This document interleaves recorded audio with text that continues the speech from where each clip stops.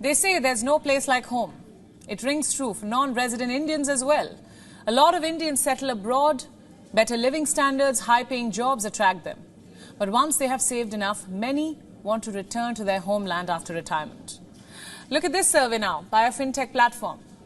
It shows at least 60% of the non-resident Indians living in the US, Canada, the UK, Australia and Singapore want to come back to India to spend their golden years.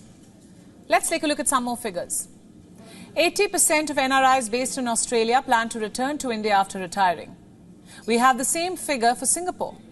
From the US, 75% of NRIs want to come back. From the UK, the figure stands at 70%. From Canada, it is 63%. So why do so many Indians want to come back home? It's as much for financial as for emotional reasons. You see, India is formulating a strong strategy to stabilize its economy. It has become an emerging global startup hub to reckon with. There are stellar manufacturing capabilities, financial services and technology advancements.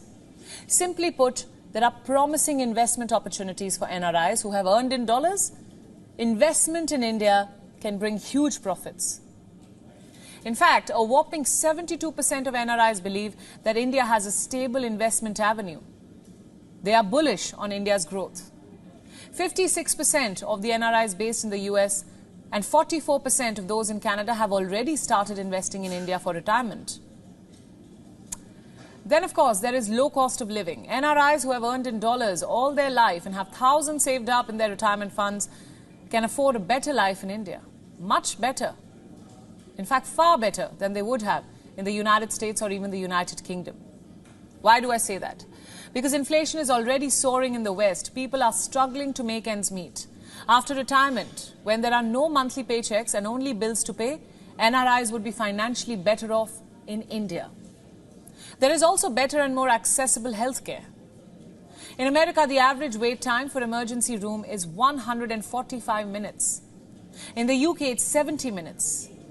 In fact, last year, nearly 40% of NHS hospital departments in England had an average treatment waiting time of more than 18 weeks. For some, it was well over 30 weeks. In India, the waiting period lies between 15 and 20 minutes. So where would you want to live? Especially at an age when you'd be more vulnerable and would need more medical attention. Of course, at a place where you have better access to medical care. Not somewhere that you'd have to wait for weeks to see a doctor's face. Then there is the emotional factor. Indians go abroad and build a new life, but often their families are left behind.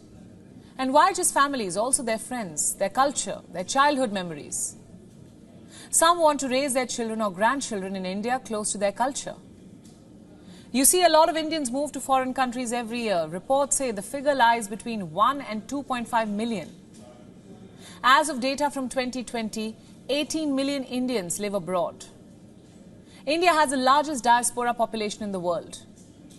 Because of this trend, with doctors, engineers and tech-savvy individuals moving out, India has grappled with brain drain.